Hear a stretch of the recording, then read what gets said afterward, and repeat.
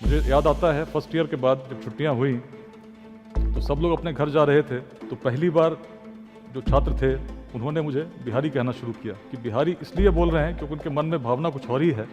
तो बड़ा मन कचोटा। इतिहास से कैसे प्रेरणा लिया जाए, इस बात पर जब मैंने चिंतन किया, परिवर्तन कैसे करूं।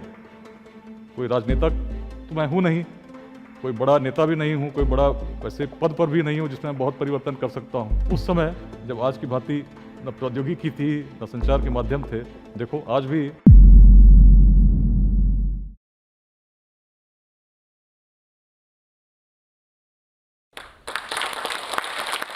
नमस्कार मित्रों, मैं विकास वैभव 2003 बैच का भारतीय पुलिस सेवा का अधिकारी हूं।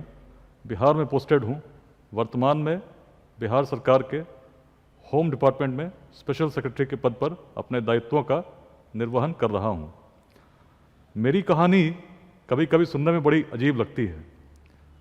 पढ़ने के बाद आईआईटी कानपुर से मैंने मैकेनिकल इंजीनियरिंग में डिग्री ली। वहाँ से फिर मैंने यूपीएससी की तैयारी शुरू कर दी और जब सफल हुआ, आज पुलिस में हूँ। बचपन में जब छोटा था तो कभी सपने में भी शायद मैंने सोचा नहीं होगा कि कभी पुलिस में आऊँगा, बिहार में एक पुलिस पदाधिकारी बनकर घूमूंगा, गोलियां चलेंगी जो 6 इंच से निकलेंगी और बिल्कुल जंगल में घूमता हुआ रात में भटकता रहूँगा।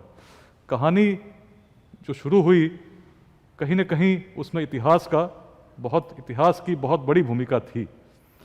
जब छोटा था सभी बच्चों की तरह मैं भी इतिहास की पुस्तकों को पढ़ता था और जब पढ़ता तो मन कल्पना में चला जाता उस समय में जब कभी ऐसा इतिहास ने देखा होगा।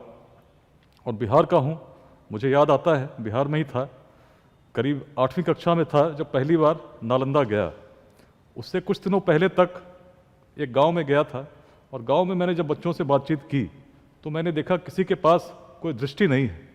सब लोग परीक्षाएं पास करने के लिए यत्न कर रहे हैं। कुछ बच्चे ऐसा प्रयास कर रहे हैं, बातें कर रहे हैं कि उनकी जगह पर कोई और बच्चे परीक्षा लिख देंगे और वो पास हो जाएंगे। कुछ बात कर रहे हैं कि पेपर लीक हो जाएंगे।